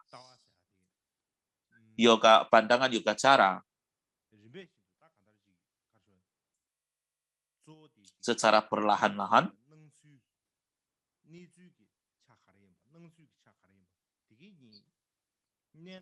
menjelaskan bagaimana mereka muncul, bagaimana mereka muncul dari hakikatnya. Jadi itu adalah merupakan apa yang dilakukan oleh sekolah citra matra. Dengan ala itu, untuk alasan itu yoga cara kemudian dikenal di Cina dan Jepang, dikenal sebagai sekolah penampilan fenomenal. Dan adapun alasan itu adalah karena mereka berbicara tentang bagaimana sesuatu itu muncul, bagaimana bentuk dari sesuatu itu ada, ataupun bagaimana bentuk daripada sesuatu itu. Jadi itulah kenapa mereka disebut sekolah penampilan fenomenal. Jadi satu hal yang perlu kita pahami adalah cita matra itu bukan hanyalah satu filsafat ataupun skala pemikiran saja, tetapi itu adalah sesuatu yang perlu kita terapkan. Jadi di dalam pelajaran agama Buddha, tidak peduli pandangan apapun itu, apapun kita diskusikan, itu selalu terkait dengan meditasi dan praktek kita. Bila mana itu hanya itu semata-mata dibicarakan, itu tidak akan membantu pikiran atau batin kita. Tidak akan membantu diri kita atau batin kita. Jadi apapun itu adalah sesuatu yang dapat kita pergunakan untuk meningkatkan batin kita dan untuk yang bermanfaat bagi kita untuk memperoleh pembebasan. Dan untuk alasan itulah, bahkan cita matra itu bukan hanyalah filsafat ataupun presentasi logika, tetapi itu adalah untuk praktis. Tadi kebanyakan daripada pandangan daripada cita matra itu bukanlah sesuatu yang perlu seseorang pikirkan pada seseorang itu tidak bisa tidur di malam hari itu, atau bukanlah diciptakan oleh seorang cendekiawan dan sebagainya. Terutama guru-guru cita matra, mereka mempraktekkan meditasi dhyana, dan karena mereka masuk ke dalam praktis dhyana yang mendalam, meditasi dhyana mendalam, mereka mampu untuk melihat apa itu fenomena samsara nirvana itu seperti itu. seperti apa, bagaimana mereka muncul, tampil, dan mereka tahu, dan mereka menjelaskannya.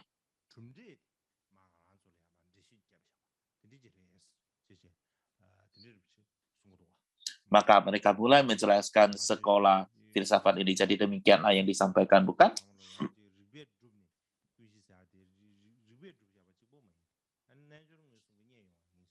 Jadi ide tentang alia dan sebagainya itu bukanlah tentang ide saja, dibuktikan secara logika, tetapi itu datang daripada praktis. Jadi inilah yang akan kita jelaskan di kemudian hari. Jadi itulah penjelasan sedikit tentang sekolah Cita Matra.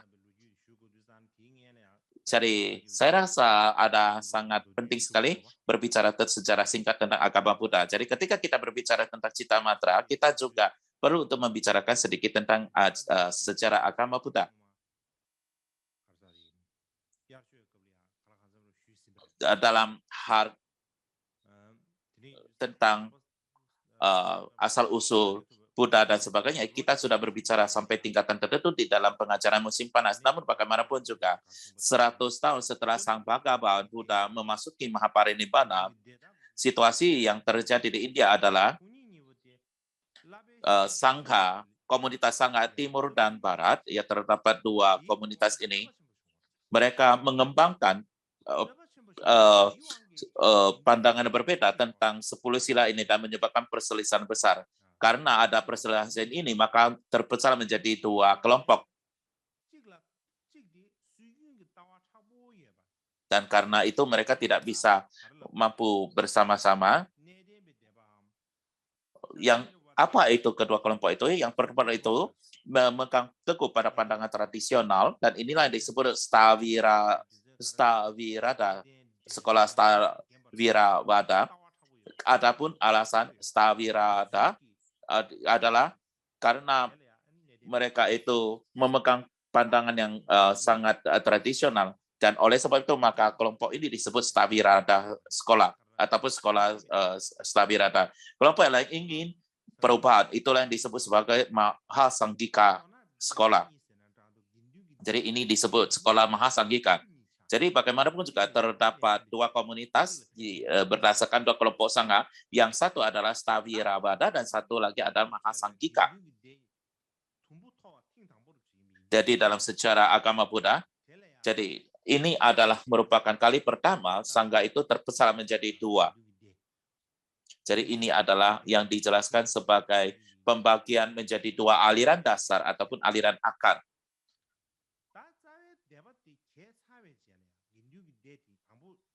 Setelah perkembangan perpecahan daripada dua aliran dasar atau akar ini,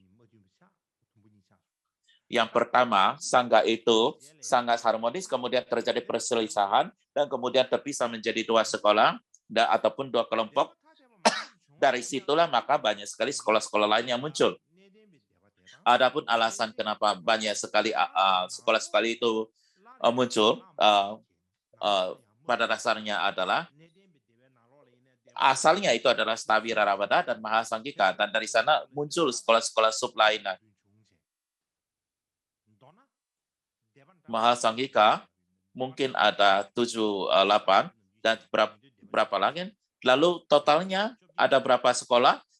Ada 18 sekolah yang muncul pada saat itu. Jadi inilah yang kita bicarakan pada saat kita berbicara tentang 18 sekolah. Jadi dari 18 sekolah ini adalah kita sebut sebagai sekolah subsidiary. Karena mereka berasal daripada sekolah akar atau sekolah dasar. Jadi mereka itu adalah merupakan sekolah tambahan. Jadi mereka itu adalah merupakan tambahan daripada sekolah-sekolah yang ada. Dan para peneliti mengatakan, karena terdapat sekolah-sekolah ini,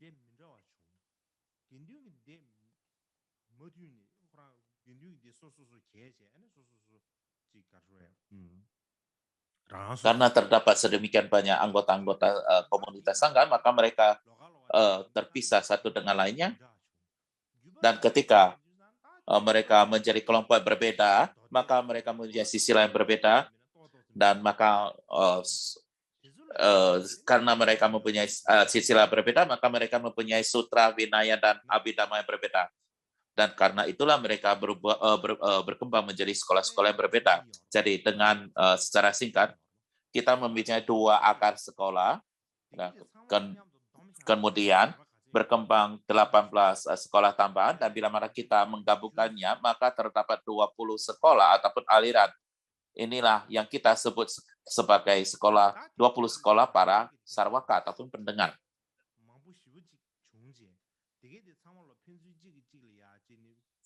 Jadi semua aliran sekolah ini muncul, mereka menjadi lawan satu dengan lainnya, mereka menjadi debat satu dengan lainnya. Apa periode ini? Periode ini adalah merupakan periode sekolah-sekolah, ataupun kita boleh sebut sebagai masa wahana landasan. Pada saat itu, agama Buddha Mahayana belum berkembang. Jadi pada saat itu, wahana landasan berkembang dengan sangat kuat. Maka dari sana berkembang kendaraan dasar ataupun landasan dasar, wahana dasar.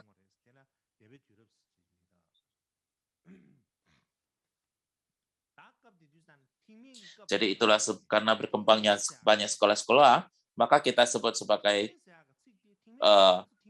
masa sekolah berkembang. Maka kemudian kita menyebut wahana landasan ini sebagai Hinayana. Hinayana, mereka sendiri tidak menyebut diri sebagai Hinayana. Mahayana menyebutnya sebagai Hinayana. Jadi Mahayana menyebut para pendengar itu dengan Hinaya itu sebagai satu kritikan ataupun menghina, mengatakan bahwa saya adalah Mahayana. Kamu adalah Hinayana, lebih rendah.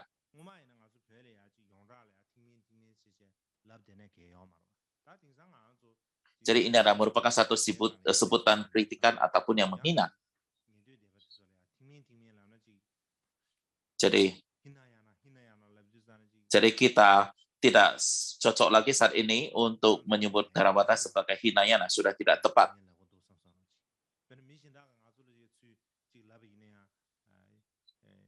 Contohnya adalah ada orang yang mengatakan kepada kita,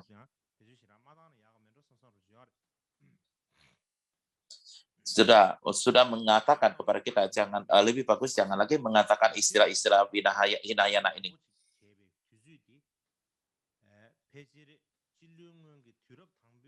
Jadi secara singkat,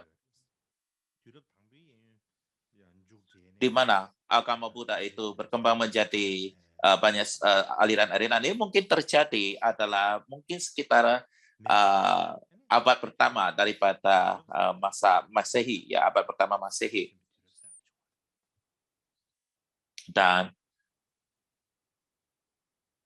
pada awal abad pertama itu adalah abad pertama itu adalah munculnya Mahayana.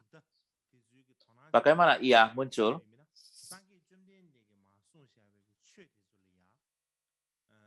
Jadi kenapa hal ini terjadi? Jadi pada masa-masa munculnya sekolah-sekolah itu, mereka itu benar-benar meneliti makna dharma yang diajarkan dan dijelaskan oleh Sang Buddha. Jadi mereka mengatakan, inilah yang diajarkan oleh Sang Buddha, inilah yang diajarkan oleh Buddha. Jadi mereka mengambil satu kalimat ajaran Sang Buddha dan masing-masing memberikan penjelasan-penjelasan berbeda tentangnya.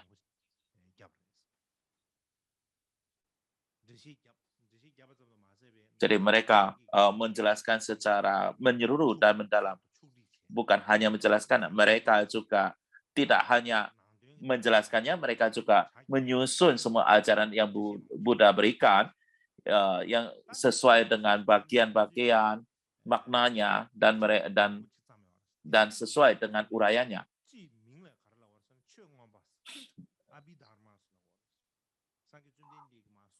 Dan kemudian menulis banyak komentar yang berbeda. Jadi teks-teks yang demikian yang mereka tulis inilah yang kemudian istilah umum disebut sebagai Abhidharma. Jadi inilah yang disebut sebagai Abhidharma. Jadi Abhidharma ini adalah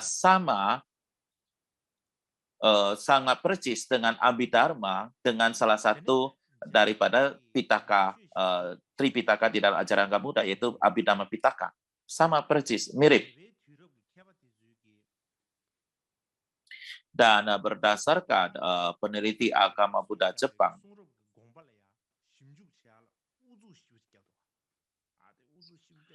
para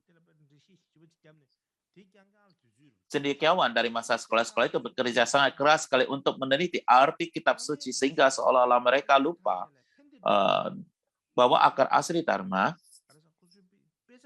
mereka lupa bahwa akar asli Dharma adalah untuk membawa manfaat bagi semua makhluk hidup, karena mereka hanya berbicara tentang makna daripada semua kitab suci, memberikan pengertian pada semua kata daripada kitab suci, maka mereka lupa dasar ajaran agama Buddha adalah untuk membawa manfaat bagi semua makhluk hidup.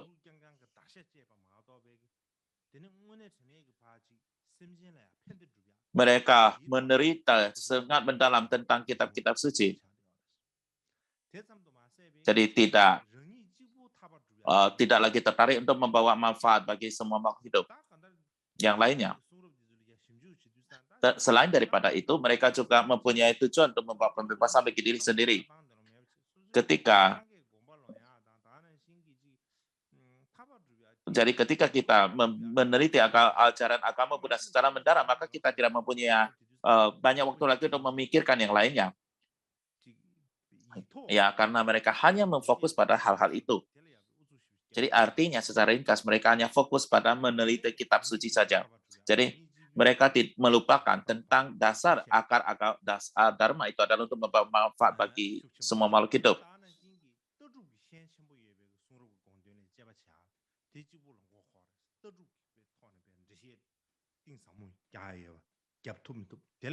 Jadi mereka benar-benar terlibat secara eksklusif dalam analisa yang sangat rinci dari makna kitab suci. Jadi mereka seperti terpedaya untuk terlibat seperti itu.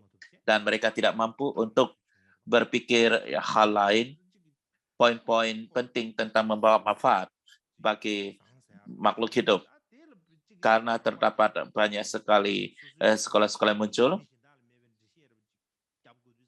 dan banyak sekali yang terjadi di antara mereka, berdebat satu dengan lainnya. Ada yang mengatakan ini, ada yang mengatakan itu, dan mengatakan ini harus menjawab dengan itu. Jadi mereka hanya terpedaya dalam hal ini. Jadi mungkin saja mereka sudah melupakan ide tentang memberi manfaat bagi makhluk hidup lainnya. Dan untuk alasan inilah, sekitar abad pertama Masehi, sama seperti pemberontakan besar terhadap filsafat sekolah-sekolah ini. Apa yang Anda lakukan ini sebenarnya tidak benar. Anda hanya memikirkan tentang filsafat, tidak memikirkan tentang memberikan banyak manfaat bagi banyak hidup. Alasan Buddha mengajarkan Dharma adalah untuk memberikan manfaat bagi makhluk hidup. Dan Anda hanya berbicara tentang filsafat dan Anda tidak melakukan sesuatu yang bermanfaat bagi makhluk hidup.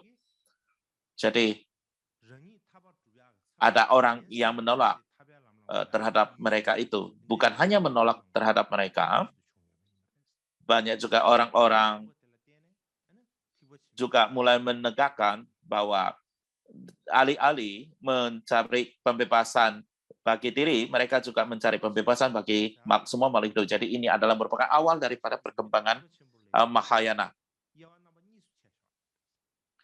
Mahayana menjelaskan dari segi pandangan, Mahayana dapat dibagi menjadi dua kelompok utama. Yang utama, kedua pandangan kelompok utama ini adalah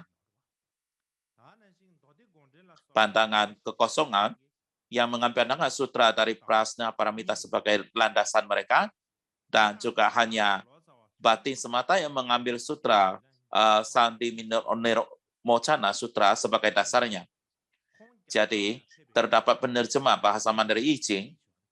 Ketika ia ke India, ia menulis satu karya catatan perjalanan, dan ini diterjemahkan ke dalam bahasa kita, yaitu catatan ajaran agama Buddha yang dikirim dari Laut Selatan. Dan beliau pergi ke India pada akhir abad ke-7 Masehi. Dan pada saat itu, ia menjelaskan bahwa situasi dari Dharma di India.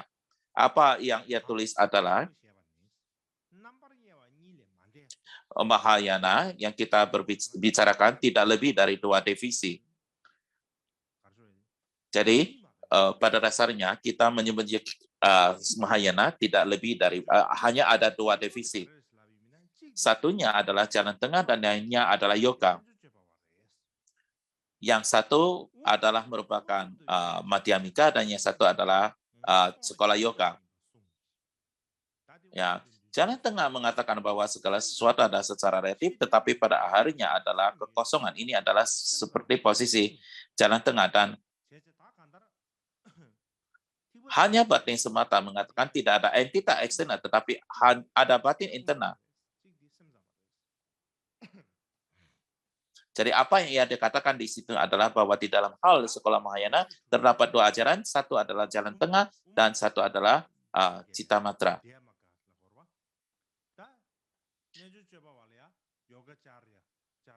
Jalan tengah kita sebut sebagai Madhyamika dan Yogacara, kita juga menyebutnya sebagai Yogacara. Dan kemudian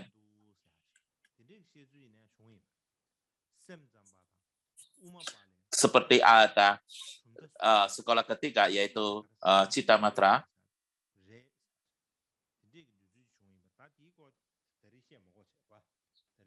Yang terpisah dari itu yaitu sekolah Tata Gata Karpa.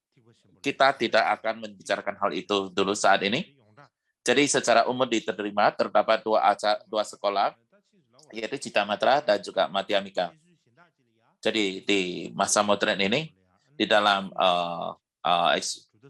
penjelasan lain ajaran ketiga yaitu sekolah tata kata ataupun benih kebudayaan. Jadi pada umumnya di dalam ajaran agama Buddha kita memasukkan sentong sebagai tata kata. Lalu kita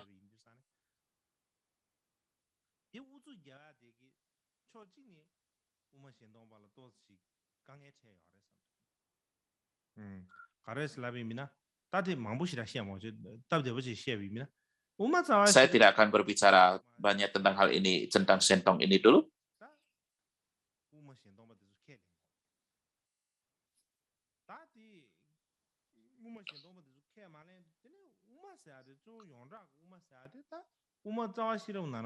Jadi, boleh dikatakan bahwa sentong tidaklah benar-benar menerima segalanya daripada Madhyamika.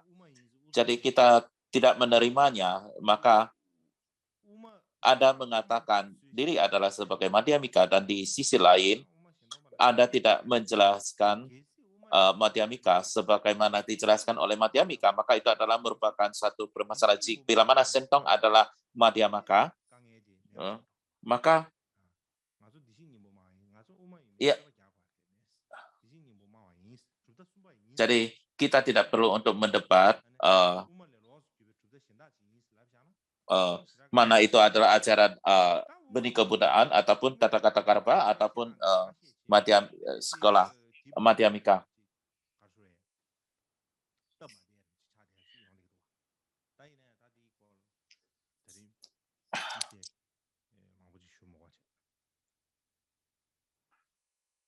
Mungkin saya tidak akan berbicara tentang hal ini saat ini. Jadi, seperti saya sudah bicara, kita mempunyai Yogacara dan Citamatra. Mereka itu adalah sinonim. Jadi, apa perbedaan koneksi antara Yogacara dengan Citamatra? Ketika kita berbicara Citamatra hanya batin semata, kita harus memahami bahwa ini adalah merupakan kitab-kitab dari Yogacara, itulah yang kita sebut sebagai Citamatra.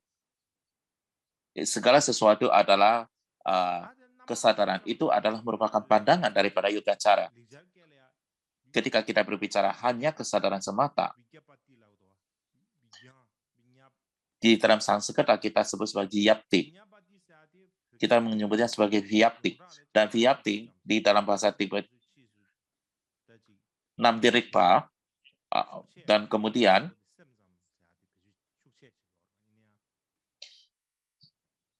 kita menyebutnya sebagai hanya batin semata. Tetapi sesungguhnya terjemahan Tibetan menerjemahkan Vyapti sebagai Nariphawa ataupun kesadaran semata. Itu mungkin lebih sering muncul di Tenjut. Ketika kita berbicara kesadaran semata, hanya batin semata, itu adalah sama. Itu adalah sama, bahwa tidak ada fenomena apapun yang melampaui batin.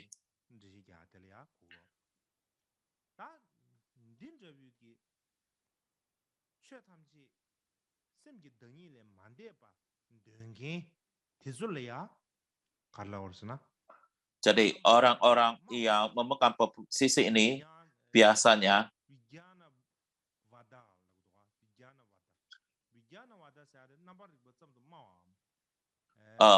hanya orang-orang yang memegang posisi ini biasanya hanya disebut sebagai hanya batin semata ataupun Vijnanavada. Orang-orang menyebarkan tradisi ini ataupun menerimanya ataupun proponennya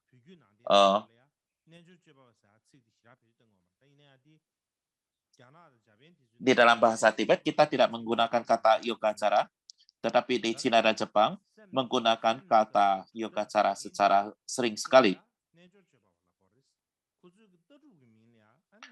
Jadi orang yang memegang pandangan daripada Citamatra disebut sebagai yogacara, dan pandangan mereka itulah yang disebut sebagai Citamatra ataupun hanya batin semata.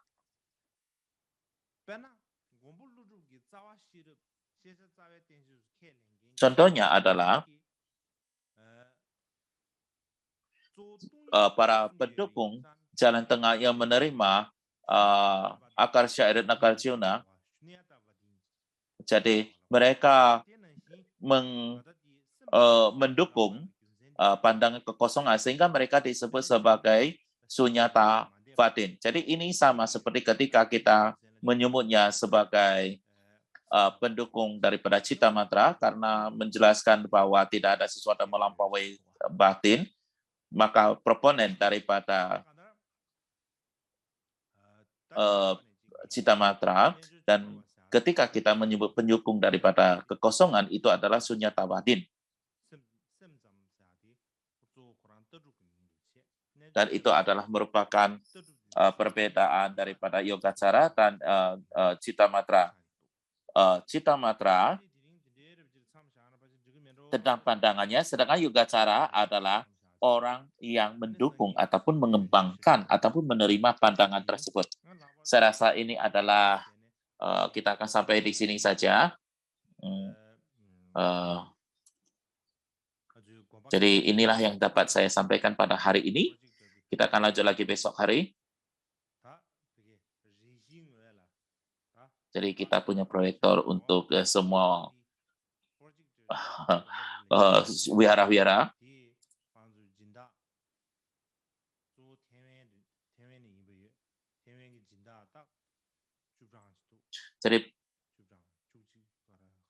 Jadi sponsor semua proyektor ini adalah 10 orang atau 11 orang dari Taiwan.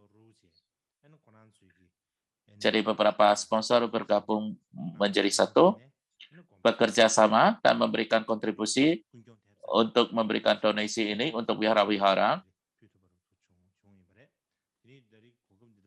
Jadi Yayasan Kunjang memberikan bantuan kepada wihara, dan saya mengambil kesempatan ini untuk mengucapkan terima kasih dan mengucapkan terima kasih pada semua sponsor ini, dan juga mendoakan doa saya semoga semuanya selalu berbahagia dan sehat dan melenyapkan semua halangan di tahun-tahun depan.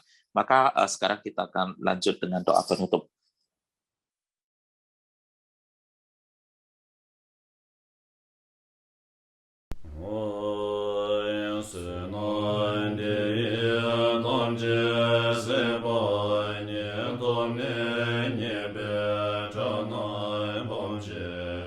Jega